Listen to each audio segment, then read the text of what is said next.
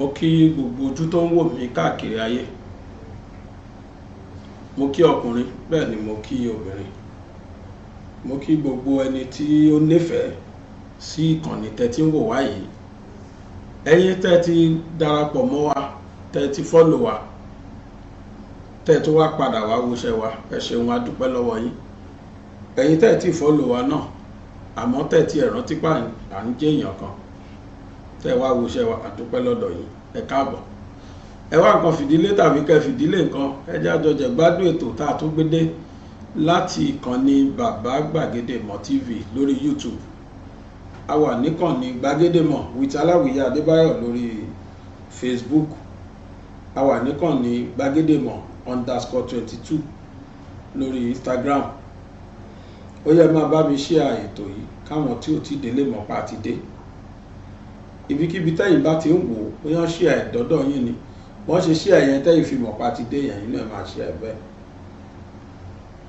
Bákan náà ni pé n ta fẹ́ sọ lónìí,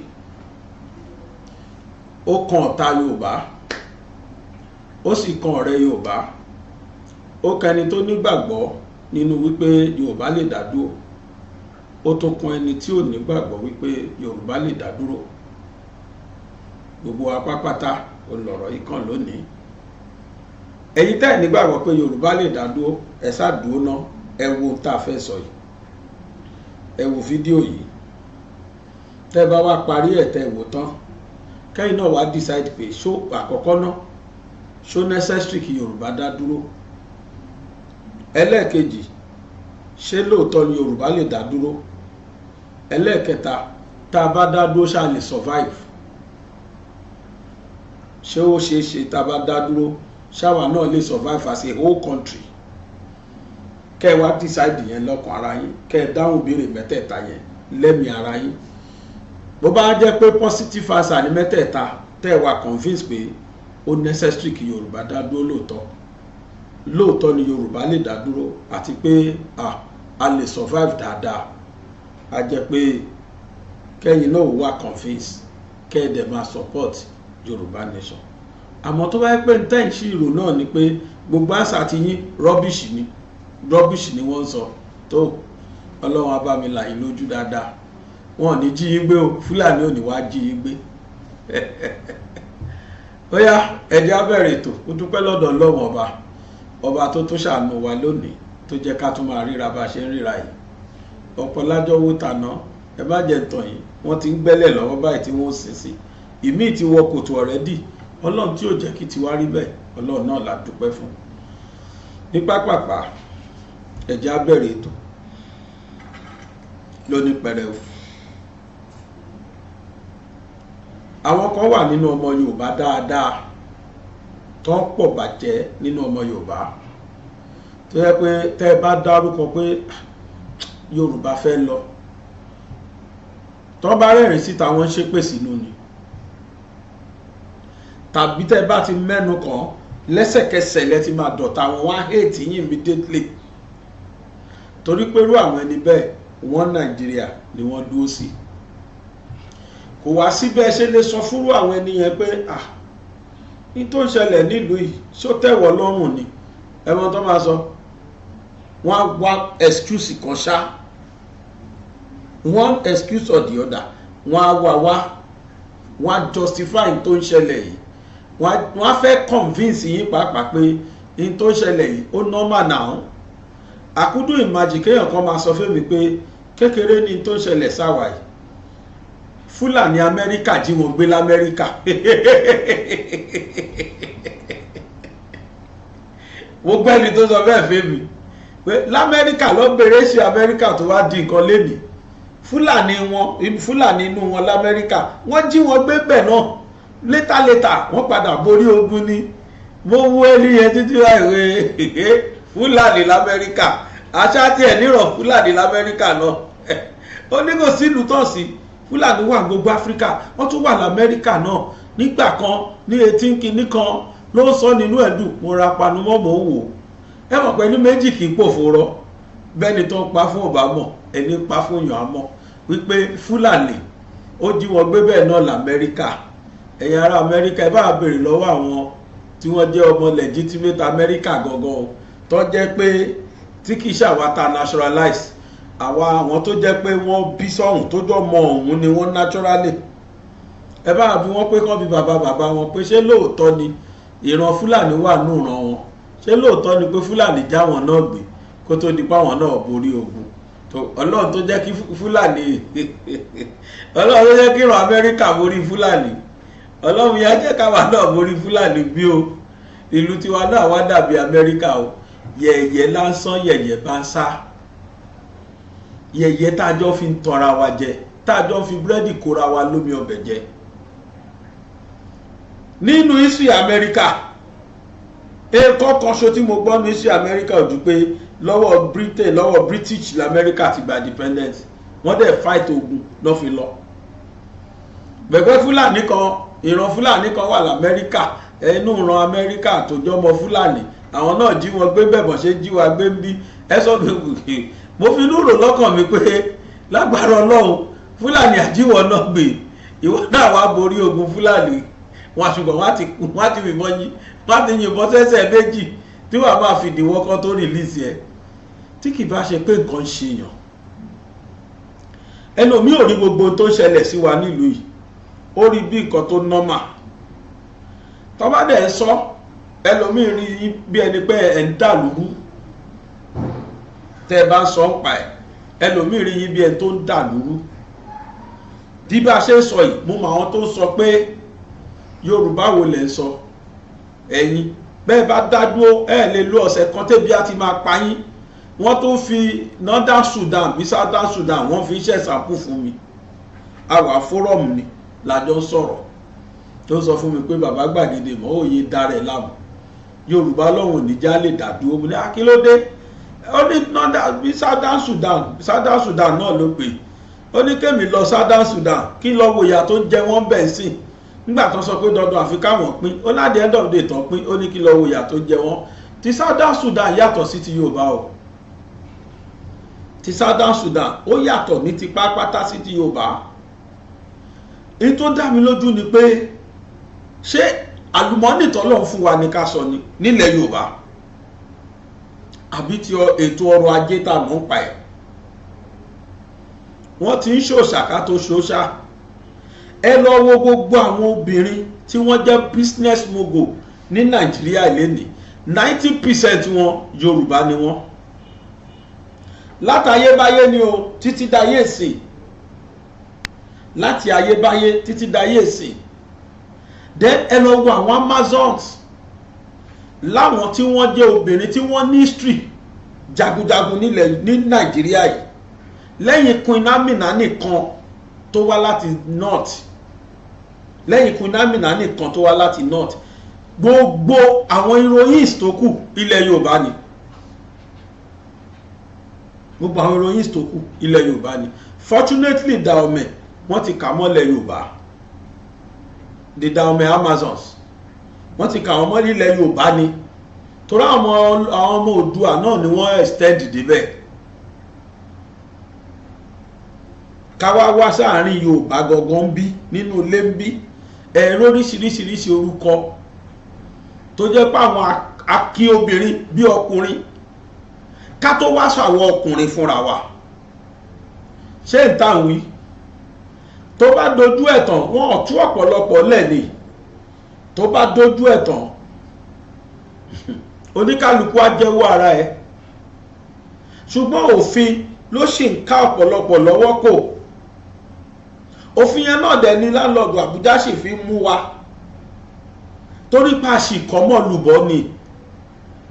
Tó bá di pọ́lọ́mú dọ́mù yẹ ẹgbẹ́ tán tá a gbàgbé òfin irọ́ kan sẹ́gbẹ̀ẹ́ tó tú oníkálukú lẹ̀, wọ́n á mà dá Yorùbá mọ́ o. Mo fọlọ́ búra pé Fúlàní àsáré kàbàkàbà ṣé ní gbogbo olúgbó wa tí wọ́n sá pamọ́ sí yẹn, tí wọ́n bá tú Yorùbá lẹ̀ lénìí, tí wọ́n tú Yorùbá lẹ̀ kan patú ọwọ́ wọn, kò sẹ́ni máa kọ́ wọn. Ṣùgbọ́n pọ̀lọpọ̀ sá sẹ́yìn nígbà tí wọ́n rí pé wọn ò tú wálẹ̀, òfin ni wọ́n sì ń fi ń de everybody. Kì í ṣe ọ̀rọ̀ fọ́ńbù látòrí àgbà lórí ọmọdé nílẹ̀ Yorùbá. Tọ́ bá láwọn láàfà, ṣé wọ́n láàfà tó Yorùbá ni? Ẹ lọ lọrin, ẹ máa bọ̀ ní àárín wa ń bí, ẹ ra àwọn àfà tó fi Kùránì dára. Tọ́ bá dẹ̀ láwọn ní pásítọ̀, ṣáwọn tiẹ̀ ní pásítọ̀ rárá, ẹ máa bọ̀ nílẹ̀ wa ń bí, ẹ rí àwọn tí wọ́n lè fi Bíbélì dára.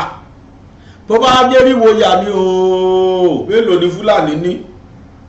Lóòótọ́ wọn lóògùn wọn lákàrábá o, àmọ́ mélòó ni lẹ́gbẹ̀ẹ́ ti Yorùbá? But nígbà tí wọn wá tú wá lẹ̀ ńkọ́, wọ́n dẹ̀ tú àwọn èèyàn tí wọ́n lẹ̀.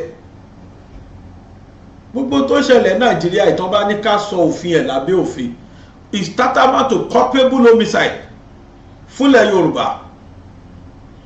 Ìpanilọ́nà ẹ̀tọ́ ni.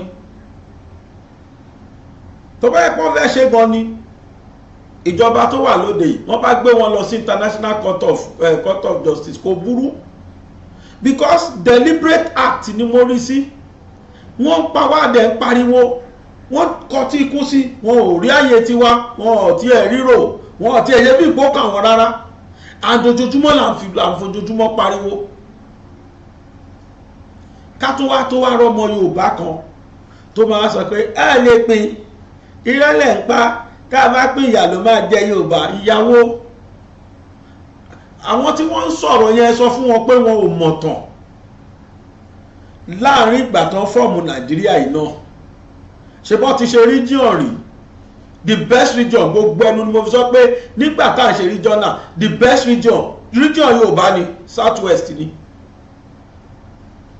because gbogbo first South West ló ṣe. Tọ́ba àwa la jẹ́ kí Nàìjíríà dẹni tó wo tẹ́lì lẹ́nu, ọ̀dọ̀ wa lọ́làjú ti bẹ̀rẹ̀. Ṣé civilization wà lẹ́ni ọ̀dà? I am start to be corrected. Ìran tó kù tí ń bá ṣe yẹn má bínú, but àwa la gbọ́làjú thanks to Awólọ́wọ̀ and co.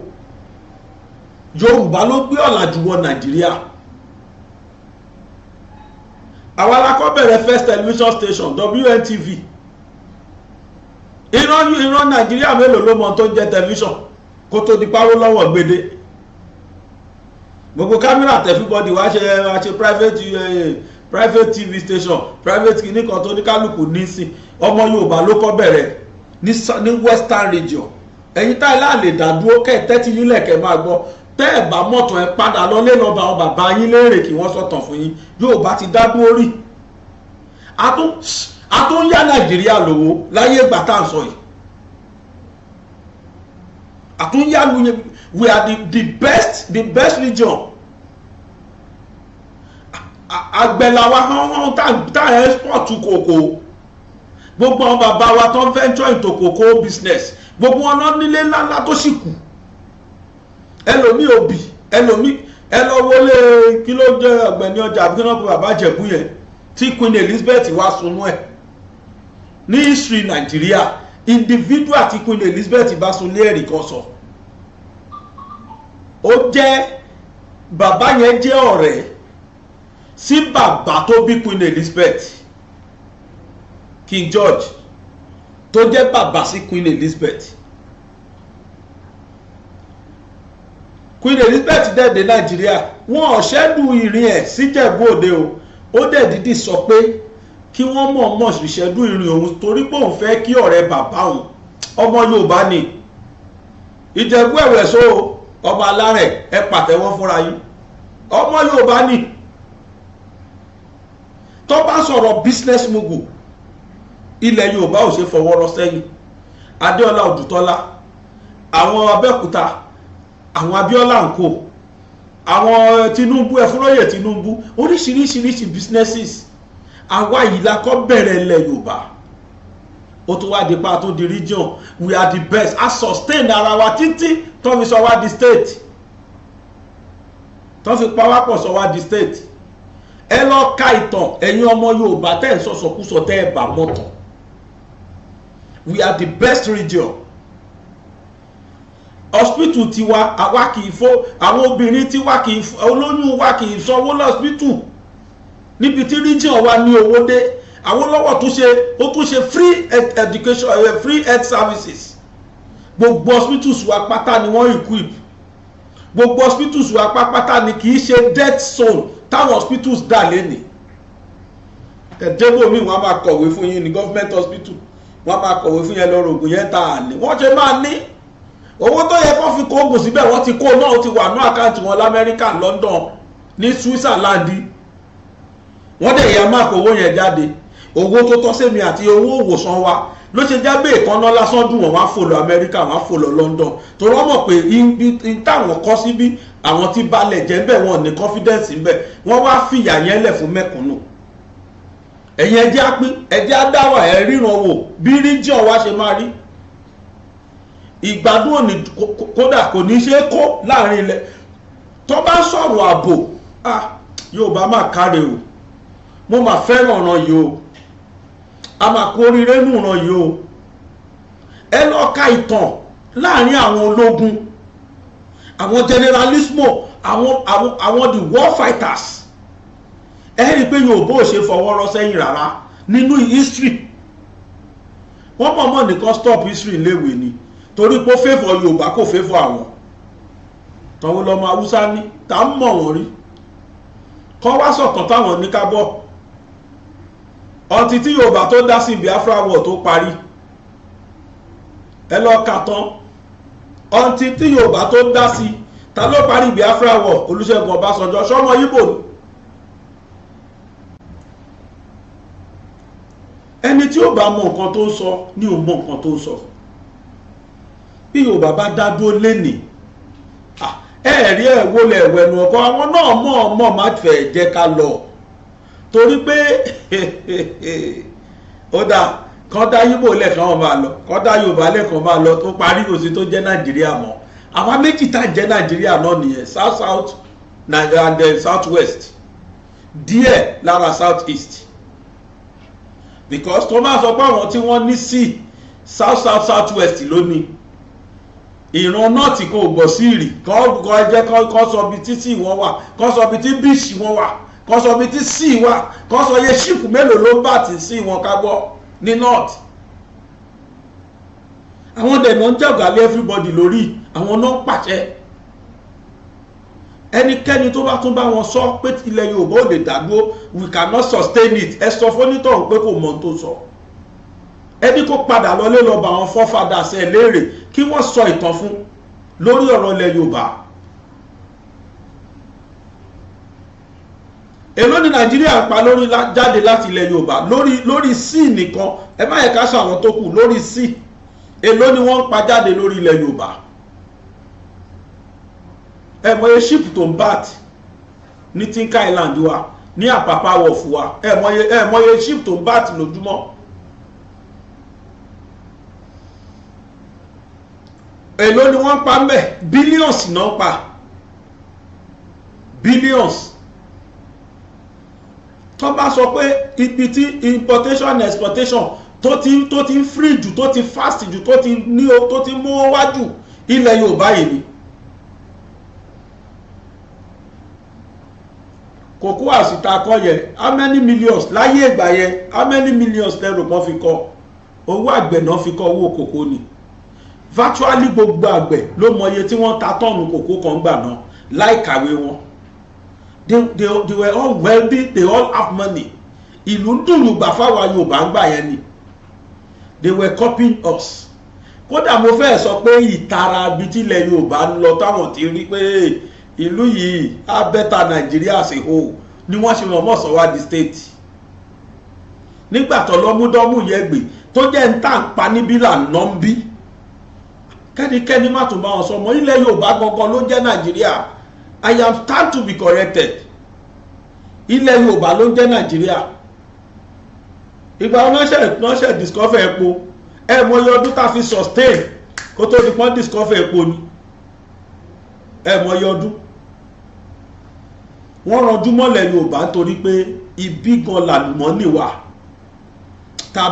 Tó bá fún wa Yorùbá country tá di Yorùbá nation lẹ́nìí ẹ̀yin ẹ máa wo tó máa ṣẹlẹ̀. Just give us 10 years. Ta ló lọ́mọ jù lábroad? Ọmọ tí wọ́n mélòó ló lọ? Àwa Yorùbá àti Igbo náà la lọ́mọ jù lọ́hùn tí ọmọ wọn gbé lóbólówó. Owó táwọn rí kó ná ló ń jẹ́ kó máa lẹ́nu ọ̀rọ̀. We have everything at our footstep. But wọ́n dè wá lọ́wọ́, wọ́n dè wá lẹ́sẹ̀. Wọ́n ṣojú wa kó lọ́ lù wá. Wọ́n tún wá dẹ àwọn apanirun sí wa pé ẹ lọ máa pa wọ́n. Àbíbo náà ti ríbọn tán fi bẹ̀rẹ̀ kó tó di pọ́n rówó gbà wọn lọ rà sí wọlé. Ta ló há AK-47 fún wọn? Àṣẹwo ni wọ́n ní láti máa gbé AK-47 táwọn ò ní. Tí nǹkan bá tó mọ ohun tó mọ ni ẹ má tún bá wọn sọmọ o wípé Yorùbá ò lè dá dúró àbí Yorùbá ò ní resources níbo kò ṣeé sọ tán. Àwọn ò kì í ṣe irrigation farming need the fertilizer kókó wa tó wù. Ọlọ́run bless wa naturally na wa la ní topography tó dáa jù. Òòrùn mú lásìkò, òjò rọ̀ lásìkò, soil wa wà too fertile, kò sí ntàgbìn tí ó wù. Allah need the fertilizer gbọ́ mi. Àmọ́yé bẹ́ẹ̀ kípákíbọlẹ̀ lẹ́mìwé àbí pápápá ló ń wù lọ́ntì ẹ̀ kò sí tó kàn. Iṣu ńkọ́, àgbàdo ní fowó ra oúnjẹ Yorùbá. Ẹ lọ bèrè ìtàn láyé àtijọ́ ń gbà yẹn tí wọ́n gbà pé resources tẹ́ bá nílẹ̀ Yorùbá ẹ máa fi build ara yín. Nígbà wà region àwa là ń gbádùn jù. Iléèwé ọ̀fẹ́, ẹ̀kọ́ ọ̀fẹ́, ìwòsàn ọ̀fẹ́, gbogbo ọ̀fẹ́, omi ọ̀fẹ́. Wọ́n dẹ̀ ń ṣe real life tá dẹ̀ ń rí. Èmi benefit díẹ̀ nínú free education. Ìyá tèmi ẹ̀ẹ̀mejì ọ̀tọ̀ọ̀tọ̀ bí ẹ̀mẹ́ta ló bímọ lójú mi tí mo ti gbọ́n. Tó dẹ̀ jẹ́ pé mo mọ̀ pé free health service ni wọ́n enjoy. First television, WNTV, ìgbòyà ó di NTV, nígbòyà wọ́n sọ DNTA. Kò sí tí òṣojú mi inú ẹ̀. Àmọ́ kí ló wá ṣẹlẹ̀ ń sìn? Wọ́n bastardize everything. The funniest part, Ọlọ́run dá ògo Yorùbá padà o. Ìyà tí wọ́n fi jẹ ọmọ Yorùbá. Ẹ lọ wo history ta ló ń jẹ́ general manager NTA bọ̀ látijọ́ ti dà wá pọ̀. Ọmọ Haúsá kìíní kan Ìgbò kìíní kan Dáládì lẹ́ẹ̀máa gbọ́ mbẹ̀. Bẹ́ẹ̀ Yorùbá ló mú dé, Yorùbá ló establish ẹ̀, Yorùbá ló dá sílẹ̀. Nígbà tá a kọ́ bẹ̀rẹ̀ a lo Western region sí WNTV, Western Region National Television àbí kí ló ń pè gbà ẹ̀. Nígbà tó yá sọ DNTV, Nigeria Television, Nigeria National Television, ó yá wọn kọ́ sọ DNTA. Ìgbà yẹn ó ti kọ́ ọmọlúwo ti gbogbo ayé, wọ́n wá fira wọn sí, wọ́n fira wọn ṣe general manager, wọ́n yọ Yorùbá sẹ́yìn. Wọ́n ti cheat wa tipẹ́ o.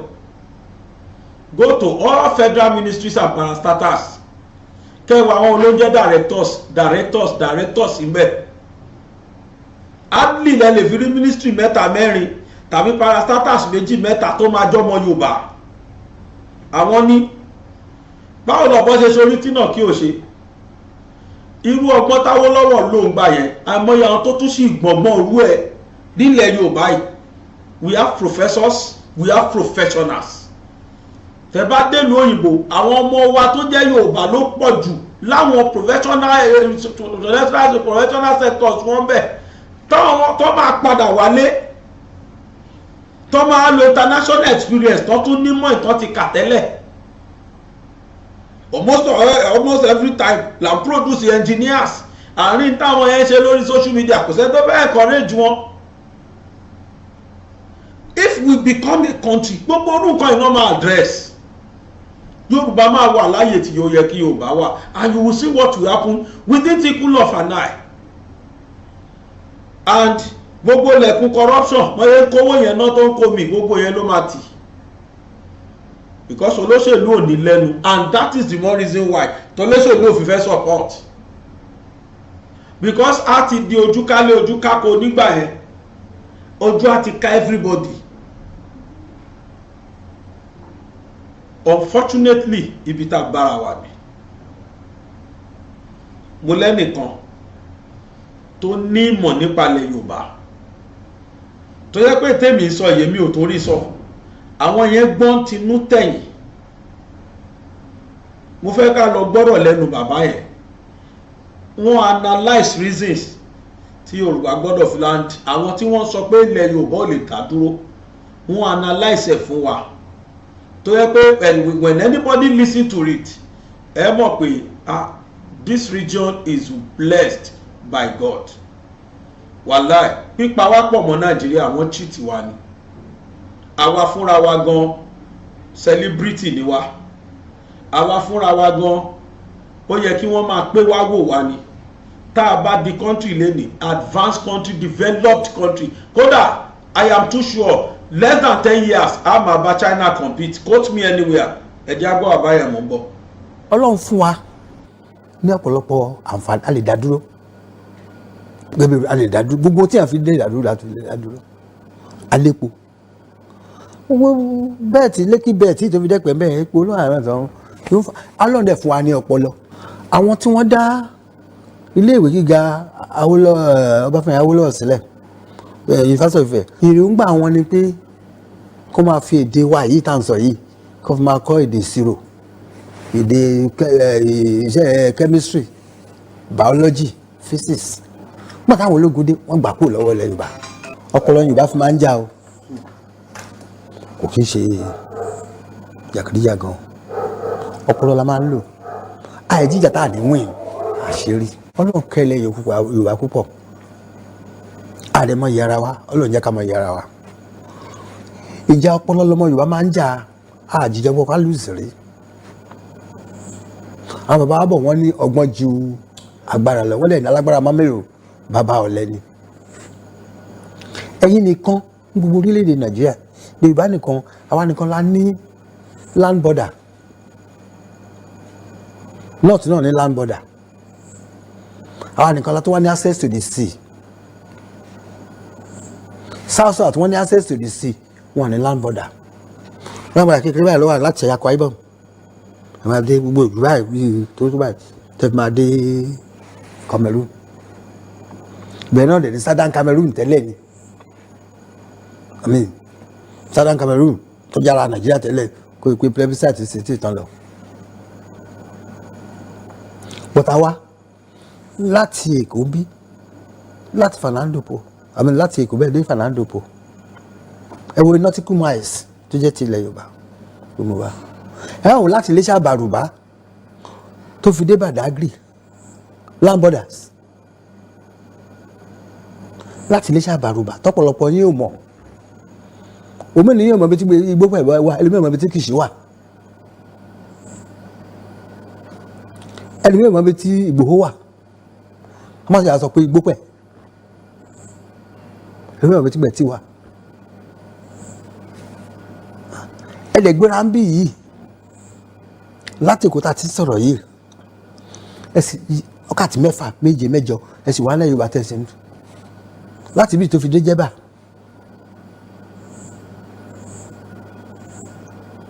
Ṣùgbọ́n ọ̀pọ̀lọpọ̀ mọ̀ ẹgbẹ́ ìmọ̀ bí tí Ṣàárẹ̀ wà, Kwara State. Wọ́n ti sọ pé ó mọ̀ bí tí Igbótakó wà l'Ondo State lórí omi, ẹlòmíràn mọ̀ bí tí Òkìtìpupa wà, ẹlòmíràn mọ̀ bí tó ń pè l'Ayétòrò tí Atlantic Ocean ti fẹ́ submerge báyìí l'Ondo State, ẹlòmíràn mọ̀ bí tó wà. Ilẹ̀ Yorùbá ló wà. Ẹ wá wò ó láti Àsàbà nílẹ̀ Ìgbò tó fi dé Enugu, a distance of 79 kilometers. Kò tí tó local government kan l'Ọ́yọ́ State. Ẹ̀yin lo ọwọ́ kíní agówọ́ yín, ẹ̀yin Google kẹ́wọ́ landmass ilẹ̀ Yorùbá. Ọ̀yọ́ State nìkan Ọ̀yọ́ state nìkan mo rí o tún rí pé Ọ̀yọ́ state nìkan ní equivalent gbogbo ilẹ̀ Ìgbò márààrún. Láti Àsàbà dé Ọ̀ká less than 40 kilometres, láti Ọ̀ká dé Enugu less than 60 kilometres. Ẹnẹ́ wo state capitals mẹ́ta ló wà láàrin wọn. Gbogbo yẹn kò tí ì tó Ìdó local government ní Ọ̀yọ́ state. Wo bẹ̀yẹn any land mass, any access to the sea, any water, any coastal towns. Ìyẹn lọ sí Ẹ̀pẹ́ bí láti Lẹ́kì dé Ẹ̀pẹ́. Ẹ wo mangrove terrain Niger Delta ló wà lẹ́pẹ́, terrain Niger Delta ló wà ní Lẹ́kì tẹ́ fi máa dé Badagry. Ṣùgbọ́n àmọ́ yìí pé àwọn tó ń jowó wá pọ̀ torí nǹkan yẹn.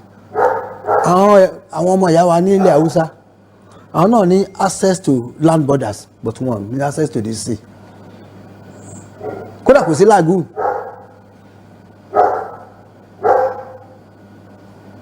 Ó ṣe é nìyẹn. Àwọn ọmọ ìyá wa nílẹ̀ Ìgbò àwọn ò tí wà ní kankan, wọn ní access to the sea, wọn ní land border. Kò sí country tó bá pààlà, kò sí access to the sea. Wọ́n tún wá wà surrounded by hostile neighbors. We are bordered to the east by the Efiks, àwọn Efik àtàwọn Ugepu nkankan. To the west by Urobo àtẹ̀dó. To the north by Idomo and Tif. Southeast ilẹ̀ Ìgbò márààrún they are landlocked. Wọ́n tún kọ́ pé wọ́n wà landlocked, wọ́n tún wà surrounded by hostile neighbors. Àwọn adábàgbé tí wọ́n fẹ́ wọn rárá, tí wọ́n fẹ́ rí wọn rárá. Kò rí bẹ́ẹ̀ fáwa. Àwọn ìyá wa tó wà ní Edo Delta, àwọn ìyá wa ní àwa hostile síra wa. Kódà àwọn ṣẹ̀kírì àwọn ọmọ ìyá wa ni wọ́n. Wọ́n àwọn Edo àwọn cousins wọn ni wọ́n. Edo state tẹ́ ń wò yẹn, Edo North is more than 70% Yoruba. Ní Auchi Lunga Franca Yoruba ni. Ní Auchi. Àwọn ṣe àṣà àwọn àbẹ̀yẹ̀ lórí bíi Gara.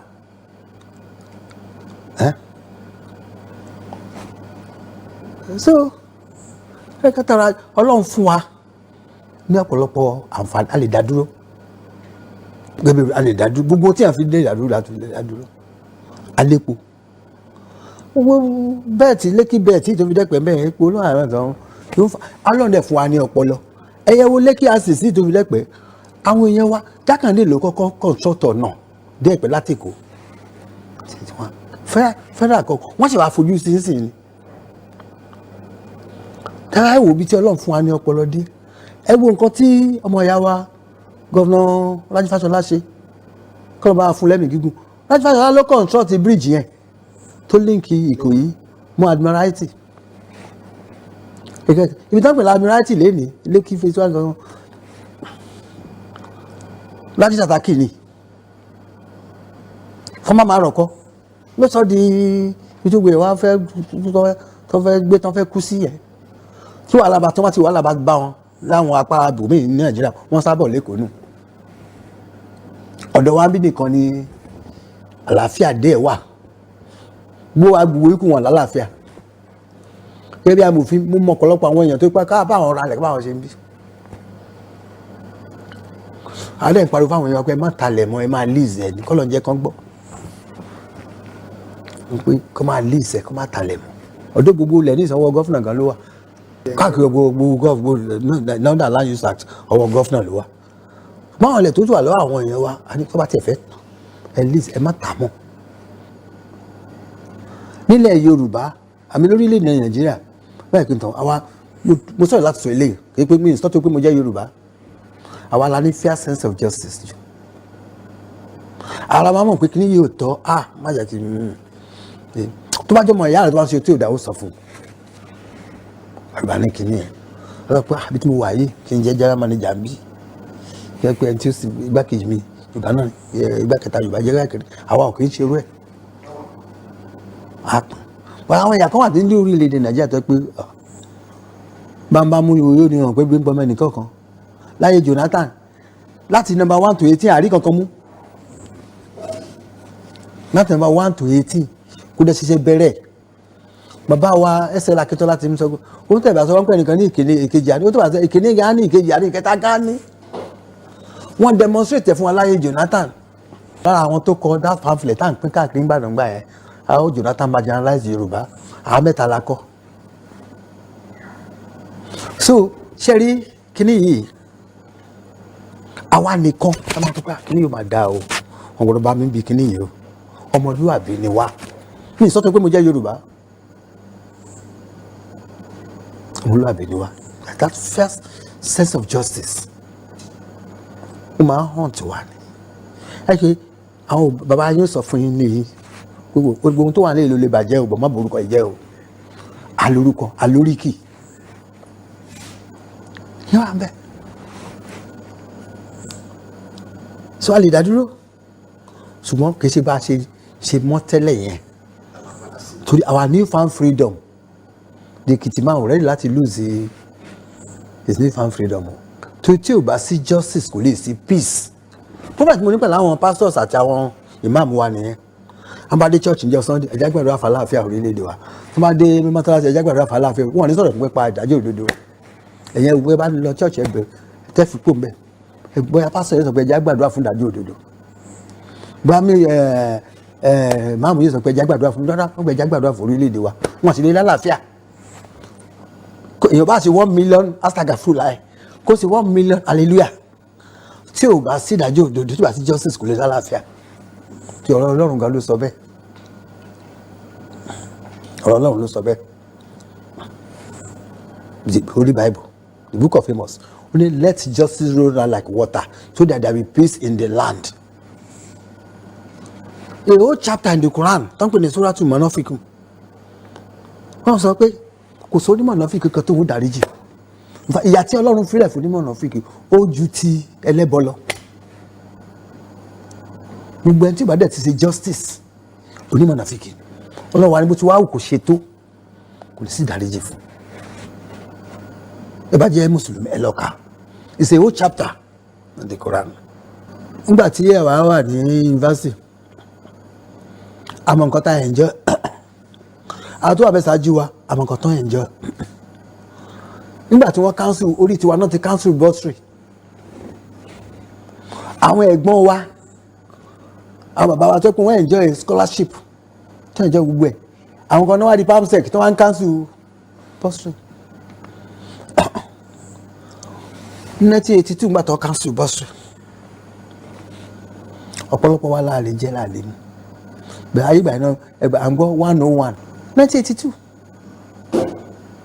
kó tó dìgbà yẹn máa ń fún alówó tásẹ̀rẹ̀ 500 naira owó ńlá nígbà yẹn kó dà á lọ lóyìnbó nú ẹ̀ 300 naira return ticket 300 naira and all expenses paid for 2 weeks nígbà yẹn ẹ kàn fẹ́ wọnyé sí student union building lọ́dọ̀ àwọn wọ́n fi organize holiday nínú 200 naira tó bá kù nínú 200 naira lèmi tí ra television 90 naira black and white kò tí ì sáwọn ní kọ́lọ̀ ìgbà yẹn so ẹ̀yin gbà yẹn àwọn sọ pé àwọn tó council kìíní yìí gbogbo tí wọ́n yẹn jọ wọ̀ ìyá yẹn jọ ẹ̀ wọ́n wá já bridge wọ́n ti kọjá tán wọ́n wá já bridge yẹn wọ́n ní ká máa kọjá kí wọ́n ti pẹ́ ká máa kọjá nìkan o wọ́n ṣe wá lọ gún ejò àkekèé crocodiles sharks wọ́n kò sí wọ́n ní ká máa swim kọjá wọ́n àwẹ̀ kọjá mi in the process many of us we are getting drowned and devoured only very few of us la lè kọjá ìgbà díẹ̀ ní wa nísìnyí báyìí àwọn generation tiwa àwa tiẹ̀ tún wá àtúnwá hard grenade mọ́ sínú kí ní fáwọn tó ń bọ̀ lẹ́yìn wa náà kàn àdó olóró tí mo bú gbàmù ẹ wá lẹ láwọn jàǹdùkú ẹ ṣe ní jàǹdùkú ẹ ronú bí tẹ́kùn wọn sí náà bó ṣe táwọn bá wa Awólọ́wọ̀ Akíntọ́lá tó ń ṣe gbogbo ẹ̀ ládùú àwọn ológun ló dẹ̀dà gbẹ̀rú tó bá yẹ ká Awólọ́wọ̀ máa bá lọ bẹ́ẹ̀ yẹn a máa wà on the same level tábà tẹ̀ sọ́pàṣì àwọn Singapore South Korea gbọ̀ngàn ẹ̀ àwọn ọmọ wa kan gba àwọn ará wọn gbàgbé ẹrù wọn àti wọn sínú hòtẹ́ẹ̀lì wọn wọ́n ti lọ sí China ẹgbẹ́ China súnmọ́ Seoul ní South Korea wọ́n bá nǹkan wọn bẹ̀ ẹ gbọ́ pọ́tà tó bá mi gbé ẹrù mi wọnú lift tó gbé lọ sí 13th floor pọ́tà àti ibi tí mo lọ́ọ̀jì sí mo tọ́ bá mo fún un ní owó ó ní what for nílẹ̀ Nàìjíríà wọ́n yóò dúró yóò máa dúró dé nǹkan fún un ní ó fẹ́ mọ kírísì mo fún láàfin fún un ní owó pé kí n tìpẹ̀ pé ó ṣe ó ní what for níbí yìí àti airport wọ́n ti máa bẹ̀rẹ̀ lọ́wọ́ ẹgbẹ́ àti wọ́n ti máa gbé àkílẹ̀ bá ń bọ̀ nǹkan kan bá fi nǹkan sínú so àwọn tá a kó síbẹ̀ gan a fún wọn ní tá fún wọn ní tá à ń pè ní take home kò take wọn home tá a pè salaries nígbà tí ẹ bá ń san 40,000 naira torí Ọlọ́run ọba fún house officer ẹ wá ní kó má sì yẹ abẹ́rẹ́ fún yín ẹ lè yà ń jẹ gbowó àti tó yẹ má tọrọ ẹ jẹ ẹlẹ́ṣẹ̀ owó ayé o ariwo ni ó pọ̀ ẹlẹ́dẹ̀ẹ́ orí ọyọ̀ mi dẹ́ ìjọ pé táwọn kan ti line up àwọn èèyàn rí pé àwọn èèyàn ṣiṣẹ́ mọ́ ni àwọn èèyàn níṣẹ́ mọ́ wọ́n ṣe politics níṣẹ́ government patronage ó ti di major industry táwọn èèyàn ń jẹ tẹ́lẹ̀tẹ́lẹ̀ tó ti tó tán ní ṣòṣèlú ẹ lọ wo azad ẹ lọ àwọn tó represent wa ní western region house of assembly ẹ lọ wo wọn pẹ̀lú tí oníṣẹ́ tó ṣe jẹ́nu wọn. ní ọ̀pọ̀lọpọ̀ senators lẹ́ẹ̀lẹ́ pé nǹkan báyìí ló ń tó ṣe iṣẹ́ yìí báyìí ẹ̀ lè tí bá trace background ẹ̀ ẹ̀ pé nǹkan báyìí ló ṣe tó fi àgbẹ̀ àwọn ti ṣe 419 rí wọ́n ti mú fún ẹ ó ti gbé drug rí ó ṣe àwọn tó máa bá nìyẹn ọ̀pọ̀lọpọ̀ wọn bẹ́ẹ̀ ni lára àwọn governors náà àti ẹ̀ tó pé wọ́n ṣe 419 tó pé èkejì rẹ̀ wọ́n jẹ́lẹ̀ tó pé wọ́n lókù sí ó sì ṣe governor wa lọ́sìn. kí à ń jà fún ẹ̀tọ́ ìlú ẹ̀ kò lu òfin kí à ń sọ pé kí à ń agitate for freedom ti ṣẹ̀ṣẹ̀ ń bẹ̀ ọ́ ọ̀pọ̀lọpọ̀ tó jẹ́ rẹ́bù lánàá náà di president lẹ́ni o ṣùgbọ́n àrùn tó ṣe Sunday Igboho làrùn tó ṣe gbogbo Yorùbá ni we talk too much a ti máa sọ̀rọ̀ jù nǹkan tó yẹ táwọn ará wa nílẹ̀ Haúsá tí wọ́n ṣe lọ́dún mẹ́wàá sí ó ti wà tó wọn lè gbé jáde but àwa tá a bá jọ ṣèpàdé báyìí ní ìsìn ẹnìkan ní wa ló lè kẹ̀ sí ní yóò wà nù ọpọlọ Yorùbá fi máa ń jà o kò kí ń ṣe jàkadìjàgan ọpọlọ la máa ń lò àìjíjà tá à ní wìn àṣírí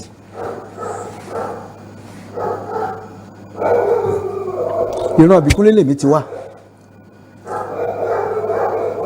ẹ̀rọ mọ̀tàn lẹ Yorùbá àwọn bàbá ti wà náà ń jìjà rẹ wọn láwọn Fúlàní pàdé 1804 ní odò ogun jálumi Ata Òṣogbo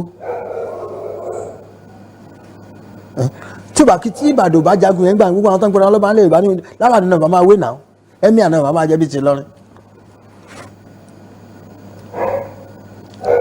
ẹ̀jẹ̀ sì wà ń bẹ̀. àwọn kankan wà tí àwa ò ní compromise.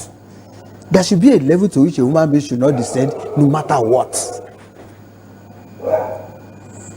ẹ̀wọ̀n tó ń lọ lọ́wọ́ ń sìn ẹ̀ rí i pé gọ́fìnà Akérédolú ẹgbẹ́ olówó abiyamọ ọlọ́dún àbí gọ́fìnà tó ẹ pé tó kú níṣẹ́ tó ṣe jẹ lọ ẹ̀wọ̀n tó sọ ẹ̀dùn wá pariwo olóhùn wọ́n tún bí tó wọ́n padà sí wọ́n pé àwọn tó fẹ́ lọ Àbújá náà mọ̀ tó wà òun tóun òun padà lọ chambers wọn nìyẹn wọ́n kò bá ṣe sán èèyàn kálé rírì bí ìlànà bá ṣe wá máa gbé lálà bóòrùn bá ṣe wò a sì máa wò sùpá. So àwọn ọmọ ìyá wa tó ń pariwo pé afẹ́rẹ́ kìíní tó dáa ni kò sẹ́sẹ̀ ń bẹ̀ wọ́n wọ́n láti lò pẹ̀lú ọpọlọ ìwọ̀n bá dẹ̀ ní kó máa tó àṣírí ara wọn síta mọ́ they talk too much. tí àwọn ológun ò bá gba ìjọba tó bá fi wálẹ̀ báwa ṣe ń bá lọ ní wọ̀ oòrùn lẹ́lẹ́kùnjẹkùn gbà náà á ti wà ní the same level pẹ̀lú Singapore, Malaysia South Korea ó jẹ́ nǹkan ìbànújẹ́ pé nígbà tá a lọ sí South Korea ní ọdún 2019 tí president wọn wá address wa àwa delegates gbogbo àgbáyé ó wá sọ history ara wọn Nàìjíríà wà lára àwọn tó ń fún wọn lówó tó fún wọn láṣọ aṣọ tí wọ́n wọ̀ dárúkọ Nàìjíríà lára àwọn orílẹ̀-èdè náà lágbàáyé tí wọ́n ran àwọn lọ́wọ́ including aṣọ tó débi pé gbogbo àwọn obìnrin wọn láti dá eré etí wọn jọ àti góòlù wọn láti lọ fira oúnjẹ tí wọ́n jẹ torílẹ̀-èdè yẹn lọ tà á ṣùgbọ́n lẹ́nìí nǹkan lè pé South Korea pé wọ́n wà ní third world country wọ́n ti lọ jìnnà àrẹ̀sájú wọn gbòmìnira kódà tún fún wọn ní ẹ̀bùn ṣùgbọ́n amúkọ ẹrọ wẹ́wọ́ olókèlè ń wọ ẹ̀wòlẹ̀ ẹni tó fà á tí omi fi ń kọ wá tí níwò fi dùn ni ipa tí àwọn ológun kó kí wọ́n lé àwọn olóṣèlú kúrò ní ìjọba tó pé bóyá bàbá olówó bàbá wa lówó lọ́wọ́ kọ́ lọ́n fọ̀rùn kẹwọn táwọn bá ṣe ń bá lọ ni àníwá àrùn tàwa pàápàá ìwọ̀ oòrùn láti dúpẹ́ lọ́wọ́ Ọlọ́run ọba àwa wò tí a fi máa dunnú ni pé àwọn ọmọ ilẹ̀ káàárọ̀ oòjíire olóòtú alóòrò ẹ̀fẹ́ láti máa dúpẹ́ lọ́wọ́ Ọlọ́run gbàgbà mo ti lọ sí gbogbo orílẹ̀-èdè gbogbo continent of the world tí a lè sọ pé ọmọ ènìyàn ń gbé ti débẹ̀ kò síbi tẹ́ẹ̀ tí ní bá ọmọ Yorùbá wọ́n ṣe statistics kan láìpẹ́ mo fẹ́ sọ ní Yorùbá wípé tẹ́ ẹ bá rí oníṣẹ́ ìṣègùn òyìnbó doctors 8 tó bá jẹ́ aláwọ̀ dúdú ní ìlú Houston ní Texas 5 ọmọ Yorùbá ni wọ́n. Ohun tó fún wa ní ìrírí yẹn ni pé bàbá olówó bó ṣe gbé ọ̀rọ̀ wa tá a mọ̀ ọ̀rọ̀ ẹ̀kọ́ ní kòkòrò. Mo ti kọ́ sórí àwọn articles àtàwọn several platforms ní nǹkan bíi 2016 2017 kan ni ó rẹ̀ mí dẹ̀ mi wá lọ sí òkè òkun fún ìtọ́jú. Wọ́n wà ní ìlú South Africa bí tó ń pè ní Cape Town. Ilé ìwòsàn tí wọ́n ti tọ́jú mi nígbà tí mo débẹ̀ mo fẹ́ rí akọ́ṣẹ́mọṣẹ́ tó ń pè ní specialist. Mo wá jókòó níbi reception wọn wọ́n à ń wo notice board wọn kò lè tán kan síbẹ̀ lára àwọn consultant tó wà ń bẹ̀ 41 tán kan sórí kíní pátákó 17 ní ọmọ orílẹ̀-èdè Nàìjíríà ni wọ́n 17 nínú 17 yẹn ọmọ Yorùbá ní 16 out of the 17 ẹni 17 kan tí ò kí ṣọmọ Yorùbá tí ò jẹ́ orúkọ Yorùbá lórí kíní yẹn Ọ̀ságè ló ń jẹ́ tó ń pè ní Ẹdó and cousins wa ń bì so ẹ wo orú yẹn tó fún wa lórí ọ̀fẹ́ yẹn ní ìgbésẹ̀ táwọn aṣíwájú wa ń gbà yẹn tó ti gbé tẹ́ pé àti ní estat ṣáájú àwọn ẹ̀yà yòókù ní orílẹ̀-èdè Nàìjíríà tí bá tún wò ó nígbà bí ọdún 4 sẹ́yìn láàárín ọmọ orílẹ̀-èdè Nàìjíríà kan tó jẹ́ ọmọ Yorùbá ọmọọba Ìdó-Àní tó ṣe nǹkan tí ẹ pé kò sẹ́ni tó ṣe irú ẹ̀rí lágbàáyé ó ṣe iṣẹ́ abẹ fún aláboyún ó gbé oyún inú ẹ̀ jáde ó ṣe abẹ fún ọmọ yẹn ó tún dá padà ó sì sínú aboyún ó tún rán padà ó tún dìlẹ̀ ọmọ ẹ̀dẹ̀ yè ìyá náà yè tó di pé bí Trump ṣe ya wèrè tó ó máa fún ní award red carpet treatment tí gbogbo àgbáyé tó ń kápá tẹ́wọ́ ó jẹ́ pé orílẹ̀-èdè wa Nàìjíríà àti ẹ̀ṣẹ̀ kankan lórí ẹ̀ àpẹ ní eléyìí kó ká tẹ̀ fún ní ordinary handshake kábọ̀ lọ́wọ́ ṣùgbọ́n àwọn kan ìwúrí nìyẹn tí ẹ̀ka kí ni wọ́n máa dùn gẹ́gẹ́ bí Yorùbá. Irú ìbílẹ̀ tèmi ti wá nípínlẹ̀ Ọ̀yọ́ Bọ̀gú local government ní Niger Kwara ló wà tẹ́lẹ̀tẹ́lẹ̀ ló separate Ọ̀yọ́ from Kebbi state bẹ́ẹ̀ ni Ọ̀yọ́ state from Kebbi ọ̀pọ̀lọpọ̀ ọmọ Yorùbá wọ́n á jókòó sí Ìbàdàn wọ́n á jókòó sí Èkó wọ́n kàn máa pontificate wọ́n á jókòó sí Ìbàdàn àti Èkó wọ́n rò pé bóyá ilẹ̀ Yorùbá Èkó àti Ìbàdàn ló pín sí tẹ́ bá dé Ìbàdàn ìrìn ẹ̀ṣẹ̀ yín ṣe bẹ̀rẹ̀ ni ẹ ti rìn ní 6-7 hours wákàtí mẹ́fà ẹ ṣì wà nílẹ̀ Yorùbá o ọ̀pọ̀lọpọ̀ yín ẹ̀ mọ́bi tó ń pè ní Iléṣà Ìbàrùbá náà láìpẹ́ yìí wọ́n ní olórí ẹlẹ́sìn kan tó ń pè ní Gúmí wọ́n ló wá sí Iléṣà Ìbàrùbá ló lọ o ẹ̀rọ bá rò pé Iléṣà Àtọ̀ṣun ni Iléṣà Ìbàrùbá ibẹ̀ ní àlà ẹ bá ti débẹ̀ yẹn ẹ ti kúrò lọ́yọ̀ state ẹ fẹ́ wá dá Republic of Benin tàbí kẹ́ wọ Kwara tàbí kẹ́ wọ Niger state ni so àjọṣepọ̀ ti wà pẹ̀lú wa tipẹ́tipẹ́tipẹ́ ẹ bá dé Kìṣì àwọn Ìbàrùbá ló pọ̀ níbẹ̀ so gbogbo àwọn ìran Òṣòdì nǹkan wọn yẹn tápà ni wọ́n nà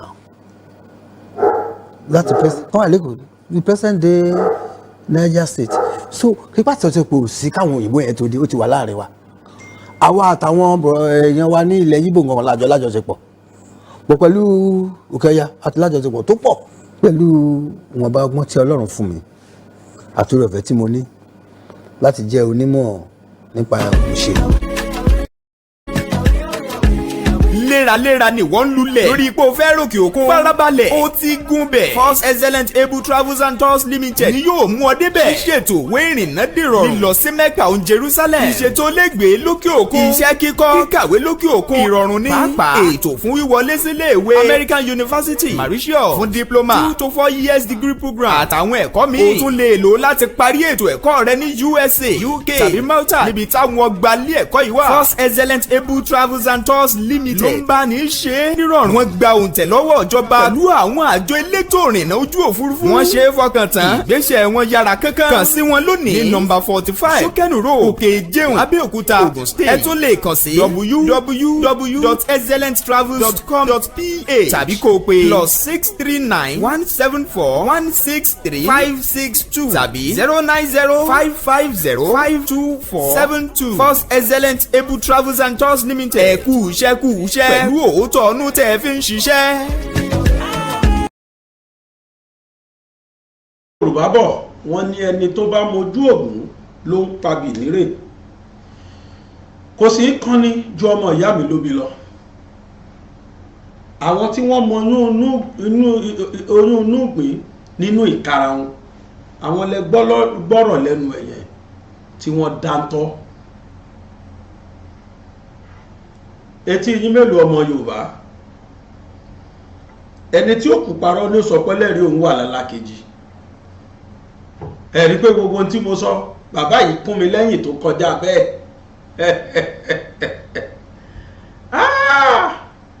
àwọn kan wà tó jẹ́ pé free education Awólọ́wọ̀ tí bàbá yẹn ṣe làwọn gbà kì í ṣe free education pẹ́ẹ́dẹ̀ sanwó iléèwé nìkan o wọ́n jáde iléèwé tán wọ́n á tún gba scholarship wọ́n á tún lọ òkè òkun lọ́fẹ̀ẹ́ wọ́n á lọ kàwé tí Western region sponsor wọn. bàbá yẹn ní tó yani lẹ́nu ni pé bí yunifásitì bàbá tèmi sọ fún mi as a university student o máa ní pọ́tà kan tí wọ́n máa earmark fún ẹ tó o bá ti lọ lecture àfi kọ́lọ́run bá ṣàánú wa ṣe rí ìlú yẹn Ọlọ́run á jẹ́ ká rí gbà ọmọ Yorùbá nílàkàyè àmọ́ bọ́n ṣe ń ṣèlú o mo fọlọ́run búra àmọ́ bọ́n ṣe ń ṣèlú wọ́n ti ṣe rí o wọ́n ní àwọn ní pọ́tà tó bá ti lọ wọ́n ti fi kọ́kọ́rọ́ wọn lẹ̀ á wá wọ́n á gbálẹ̀ wọ́n á bá wọn túnú yàrá ṣe wọ́n á bá wọn tẹ́ bẹ́ẹ̀ dàfi bí ẹni tó wà lóòtẹ́ọ̀ ṣe gbọ́ tí bàbá yẹn sọ ó ní wọ́n máa stipend náà ń pè wọ́n fún wọn stipend 500 naira owó ńlá ń gbà náà at the end of every semesters wọ́n tún free láti travel out tíkẹ́ẹ̀tì náà need ìlú kan ní kí Nàìjíríà gba físà pàápàá jùlọ ọmọ Yorùbá kó gba físà wá lu òun kó dìlú ẹ̀ mú àwa là ń rule. We have more than enough resources. tó bá fún wa country wa lẹ́nìí ẹgbọ́n tí bàbá yẹn sọ ó ní ká ní pé ká máa bá lọ bẹ́ẹ̀ ni kólógún má dà wá pọ̀ ni tó wá da gbogbo ẹ̀rù ká là ń bá lọ bẹ́ẹ̀ ni ó ní by now ó ní Korea àtàwa àti Japan àti China at pala àbájọ wa tá a bá tiẹ̀ ti jù wọ́n lọ ọwọ́ tá a gbé ń gbà yẹn ga. àwọn tí wọn ò fẹ́ kí Yorùbá lọ tí wọ́n yé wọn ìgbọ̀n kọ́mọlùbọ̀ níyà bẹ́ẹ̀ sì ní jẹ́ Yorùbá báwo Yorùbá tó jẹ́ pé àwa lọ̀gá everybody ń garù wá wò wá ni everybody ń garù wá wò wá ni. ṣẹgbọ́n tí bàbá yẹn sọ ó ní nílùú òyìnbó káàkiri ó lọ́mọ Yorùbá ló ń rúùlù ẹ dárúkọ any sector education ni o medical ni o entertainment anywhere ẹ bọ̀mọ Yorùbá ń bẹ̀ tó jẹ́ pé àwọn lọ̀gá wọ́n láwọn lọ sí South Africa wọ́n ní consultant tí wọ́n kọ 16 nínú ẹ̀ or 17 nínú ẹ̀ ló jẹ́ pọ́mọ Nàìjíríà 16 nínú ẹ̀ ló jẹ́ ọmọ Yorùbá out of 40 tí wọ́n kọ kalẹ̀ 17 ó jẹ́ Nigerians 16 nínú ẹ̀ jẹ́ Yorùbá bọ́n ṣe wà ká ẹ lọ Saudi ẹ bọ́ ọmọ Yorùbá gbogbo àwọn tá à ń sọ yìí will come back home. Àníṣe I am having a dream of a country that is compared to none, incomparable, an incomparable country. Rí pé àwọn ọmọ Yorùbá tó sá lọ ìlú òyìnbó tí wọ́n lọ fún ìdáàbòbò kíákíá ló máa padà wálé wá máa develop ilẹ̀ Yorùbá with their wealth of experience tó ti lọ kọ́ nílùú òyìnbó náà máa wá transform síbí. Ta ló sọ fún yín pé country tá à ń jà fún yín ó ń ṣe country jàgídíjàgan kò ń ṣe country talk kò ń ṣe country tó jẹ́ pé wọ́n jí epo bù kò ń ṣe country tó jẹ́ pé ìran kan gbàgbọ́ pé àwọn jọba lórí ìran kan kò ń ṣe country tí injustice ń rule kò ń ṣe country tó jẹ́ pé God corruption ti jẹ gbogbo ó ti jẹ gbogbo ó ti sọ̀rọ̀ ẹ̀ di kákáwọ́m tó ti ìtì gbogbo liver flux of economy ó ti bà gbogbo economy jẹ́ ṣé bẹ́ẹ̀ rí bí ìlú ṣe dà wàláì corruption ni awọ ẹ̀wù ẹ̀ adáṣòkòtò ẹ̀ adágbádẹ́ alábọ̀rùn ni thanks to the politicians and the militaries ẹ wo bí ìlú ṣe dà àwọn asù tán resume ẹ má rò pọ̀ resume pẹ̀lú dùnú o ṣé inú òfìfo ṣe kọ́ṣẹ́ ni mo wo interview kan láàárọ̀ yìí ìkan nínú lecturers kan resume sọ pé ṣé ẹ mọ̀ pé inú dúdú ló mórí yá wá ó ní this thing is like like a computer ó ní it is what you baggage in what you garbage in that will be the end product end result ẹni tẹ́bi ń pa tẹ́ni kó lọ lecture ẹni tẹ́sán sálárì oṣù mẹ́sàn-án fún tẹ́ni kó lọ lecture ẹ gbọ́ kí ló fẹ́ kọ́ tó bá yàtọ̀ ẹ sọ pé àwọn ọmọ wa they are unemployable torí pé àwọn ọmọ tí ti lọ America ti lọ London lọ kàwé wọ́n ti gbé certificate dì ẹ kó wọn sí Shell Petroleum ẹ kó wọn sí Central Bank ẹ wá láwọn ti wa tá a jẹ́ mẹ̀kúnnù tá a dìbò fún yín tẹ́ jí owó wa kó lọ ẹ láwọn ọmọ ti wà employable who cause it ẹ bastardize education bridge tó sọ yín dèèyàn ẹ já bridge yẹn ẹgbọ́n tí bàbá yẹn sọ ó náà tún kó grenadad sí àbíkí náà pé kí ní bọ́ọ̀bù yẹn ó náà àwọn tó lọ sí tó ti ẹ̀já bridge wọ́n kó ejò kó àkekè kó gbogbo ẹ̀ sí wọ́n tún wá fi bọ́ọ̀bù sí pé ẹ̀ léwẹ̀ kọjá yìí tó kù àfàwọn ọmọ tiwa bí náà kú bẹ́rù ó fo irú bojú ó náà fi ṣe nísìn ọ̀pọ̀lọpọ̀ wọn tún ti ń kọ́ ọmọ wọn sínú òṣèlú kásì bàbá tán ká tún máa sa àwọn ọmọ mo ti gbóhùn orúkọ ẹlòmíì nínú òṣèlú since when I was in primary school ni mo ti ń gbórúkọ ọ̀pọ̀lọpọ̀ wọ́n sì wà ń bẹ́ẹ̀ dì sí ikú ló bọ́ṣọ lọ́rùn ewúrẹ́ náà fi ṣe wọ́n ti sọ́ di ogún ìdílé wọ́n ti sọ́ di ogún ìdílé tí wọ́n gbọ́dọ̀ pè wọ́n tún ti ń fa àwọn ọmọ wọn sí àwọn ọmọ mẹ̀kúnnù rèé o a wà lọ́dọ̀ Ọlọ́run kọ́ lọ yọ wá àwa iná rẹ̀ la máa lọ tẹ́rí sódò tẹ́rí sórùn. ìjọ àbágbọ́n la bọ́m̀bẹ̀ o Nigerians ọmọ Yorùbá ìjọ ìbágbọ́n lẹ bọ́m̀bẹ̀ 2023 àtún máa lọ tẹ́rí sórùn sí wọ́n tún ní kọ́ wá dìbò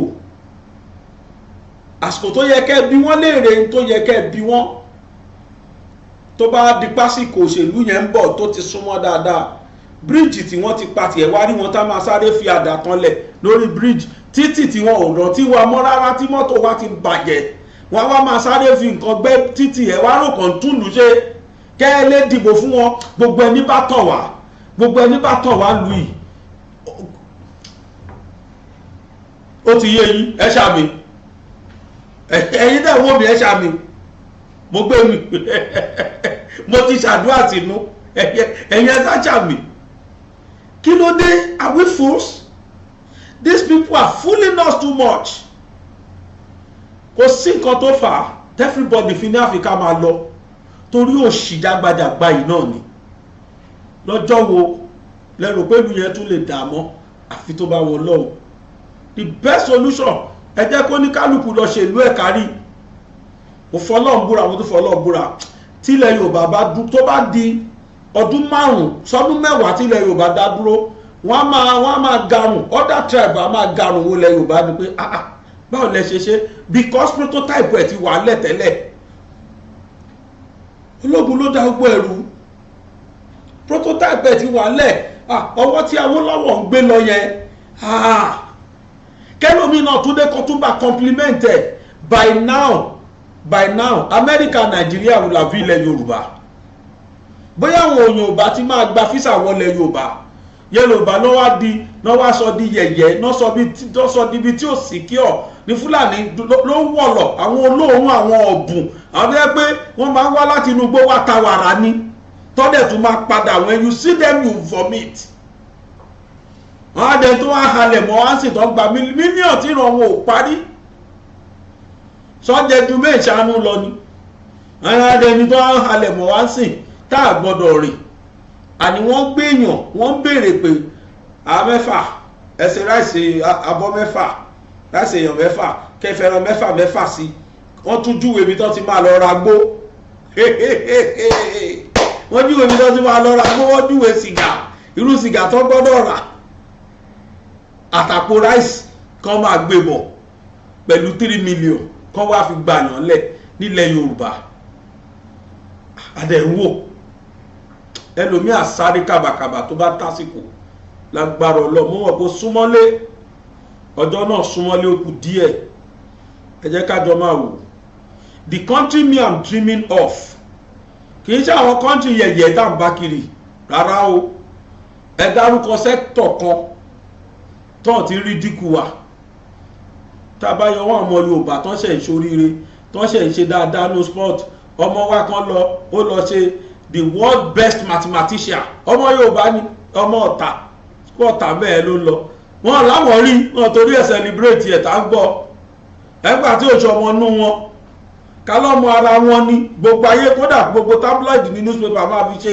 front page ló máa wà àmọ́ gbà tí ò ti ń ṣe ọmọ tọ́jú ọmọ mẹ̀kúnnù ni gbórúkọ ẹ̀ ọmọ Yorùbá ọmọ Abẹ́òkúta ni lè gbọ́ wọn ní announce ẹ̀ adúpẹ́ fọlọ́run ọmọ Ìjẹ̀bú tó ṣe world record holder Yorùbá náà ni a pọ̀ bẹ́ẹ̀ káàkiri Yorùbá pọ̀ no any walks of life tí Yorùbá kì í excel ìlú tó jẹ́ pé ọlọ́dìdì dá special ni ìlú tó ọlọ́dìdì bless ni ìran yẹn mo dúpẹ́ fọlọ́run kó dé mi Yorùbá ẹ tó wá regret wọ́n lọ ń dáhùn Yorùbá kó sọ tóhùn wípé Yorùbá ò lè dádúró ìyà jẹ wá ìyà oníjẹwá kankan ẹni sọ yẹn nìyà máa mọ wulẹ̀ jẹ torí pé Ọlọ́run bless wa á ní gbogbo tó yẹ kẹ́dà ní ẹ̀yẹn fún wa lọ́dún 10 tá a bá bẹ̀rẹ̀ ríran wò Dubai níjọ́ kan mo wà Dubai mo ń gbọ́ tí brother kan sọ pé Dubai ìwò dẹ̀ bá wọn bẹ̀rẹ̀ ó lọ school ó gba scholarship lọ́bẹ̀ ó lọ school bẹ̀ ó ní Dubai wasn't anything nígbà tó ń wọbẹ̀ níwọ̀n ní kankan ó ní bí eré ó ní less than 10 years now or less than 20 years ó náà kàn dẹ̀ rí tán ṣe títì tán ṣe gbẹ̀ bí eré torí pé wọ́n ló lóòótọ́ kí ni Dubai ní kí ni resources wọn, but torí pé the little tí wọ́n ní wọ́n develop lé lórí, they make use of it judiciously, ọ̀ọ́dẹ̀ jẹ́ kí corruption bá yé àwọn jẹ́ bíi tàwọn kan. Epo lẹ́ la fi hàn ìlànà bọ́n ṣe ń jìbù yẹn, oníkálukú sọ di ọlọ́run á bá aṣẹ́gun olóṣèlú o, ọlọ́run á bá aṣẹ́gun wọn, wọ́n ti bàálù ìjẹ́ jìnnà gan àfikọ́ lọ́n ṣàánú wa láyọ̀. Ọmọ Yorùbá ẹ jí gìrì. Ẹ jẹ́ ká gba òmìnira tiwa. Ọmọ Yorùbá ẹ jí gìrì. Ẹ jẹ́ ká gba òmìnira tiwa. Òmìnira ni Yorùbá fẹ́ o nílẹ̀ bàbá wa. Òmìnira ni Yorùbá fẹ́ o nílẹ̀ bàbá wa. Ọmọ aláṣọ ò gbọ́dọ̀ wá kísà, ọmọ ẹlẹ́ran ò gbọ́dọ̀ jẹ́gun. Ọmọ Yorùbá ẹ jí gìrì. Ẹ jẹ́ ká gba òmìnira tiwa. Ọmọ Yorùbá ẹ jí gìrì. Ẹ jẹ́ ká gba òmìnira tiwa. Òmìnira ni Yorùbá fẹ́ o nílẹ̀ bàbá wa. Òmìnira ni Yorùbá fẹ́ o nílẹ̀ bàbá wa. Ọmọ aláṣọ ò gbọ́dọ̀ wá kísà, ọmọ ẹlẹ́ran ò gbọ́dọ̀ jẹ́gun. Ẹ̀yin àgbààgbà ilẹ̀ Oòduà. Ẹ jẹ́ ká forí korí. Gbogbo ọ̀dọ́ ilẹ̀ bàbá wa. Lọ́mọdé làgbà lóbìnrin lọ́kùnrin Òmìnira la fẹ́. ọmọ Oòduà kí lẹ fẹ́ o. Yorubanation ni o. Kéku lè ké bí eku. Ẹyẹ lè ké bí ẹyẹ. A ò fẹ́ ní kẹ́ni lọ kàdá dúró la fẹ́. Olúkálùkù dájọ́ orúkọ bàbá rẹ̀. Lórí ilẹ̀ wa o. Ẹ ò bá lẹ́gùn bàbá ní òjò bí ó sì jó mọ́ bàbá nìkan ò lè mú ní sí. Àló ti tó gẹ́ a ò ṣe mọ́. Ìrẹ́nijẹ èyí ti tó gẹ́, ìfìyàjẹni ti tó gẹ́, ikú ọmọdé ikú ọ̀dọ́ a ò fẹ́ mọ́ nílẹ̀ bàbá wa. A fẹ́ kí èdè wa ó di pàtàkì ìgúnlé. A ò fẹ́ ètò ìjọba tipátipá mọ́ gbogbo ẹ̀yin ọ̀jẹ̀lú ọ̀bàlújẹ́ ènìyàn yìí ẹ kó ráńgà yín ẹ máa lọ. Ká lè fúnra wa ní ètò ààbò tó péye lórí.